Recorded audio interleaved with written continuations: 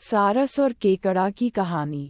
बहुत समय पहले की बात है। एक घने जंगल के बीचों बीच एक बहुत ही सुंदर झील था। उस झील में बहुत सारी मछलियां और केकड़ा भी रहता था। वह सब बहुत खुशी से मिलजुल कर रहते थे। लेकिन हर रोज उस झील के किनारे एक सारस आकर मछलियां पकड़कर अपना पेट पूजा करता था।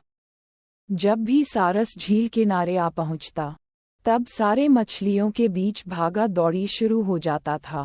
ऐसे दिन बीतता गया। धीरे धीरे सारस बूढ़ा और कमजोर होने लगा। पहले की तरह वह शिकार भी नहीं कर पा रहा था।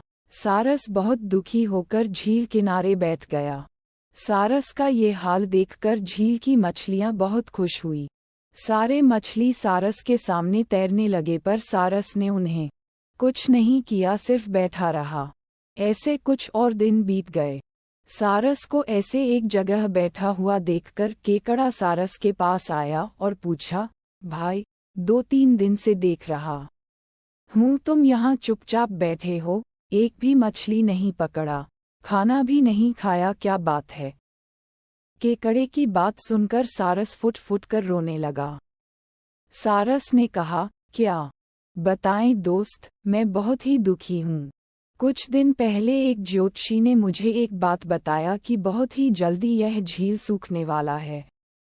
बिना पानी के तुम सब कैसे जी पाओगे? तुम सब मर जाओगे। तुम लोगों की मुझे बहुत चिंता हो रहा है, इसलिए मैंने खाना पीना छोड़ दिया। केकड़े ने कहा, क्या बोल रहे हो? ये तो बहुत गंभीर और चिंता की बात है, मुझे सबको बताना होगा। सारस की बात केकड़े ने झील की सारी मछलियों को बताया। सारी मछलियां और केकड़ा मिलकर सारस के पास गए और बोला, क्या बोल रहे हो, झील सूख जाएगा? तब हम सब कहाँ जाएंगे? क्या करेंगे? कोई तो उपाय होगा न बचने का। हम सबने तुमको हमारा दुश्मन समझा, पर तुम तो हमारे दोस्त निकले। हम लोगों के चिंता के कारण तुमने खाना पीना छोड़ दिया। दोस्त, अब तुम ही कोई उपाय बताओ। सारस ने कहा, अच्छा लगा सुनकर कि तुम सबने मुझे दोस्त माना है। एक उपाय है, कुछ ही दूर पर एक तालाब है। अगर तुम लोग चाहो तो मैं एक एक करके तुम लोगों को वहां छोड़ सकता हूँ। सारे मछली मान गए और कहा, ठीक है, ठीक है। तालाब में पहुंचाने के लिए अगले दिन से सारस एक एक मछली को अपने चोंच पर लेकर जाना शुरू किया। ऐसे कुछ दिन बाद केकड़े की बारी आई। सारस केकड़े को लेकर रवाना हुआ।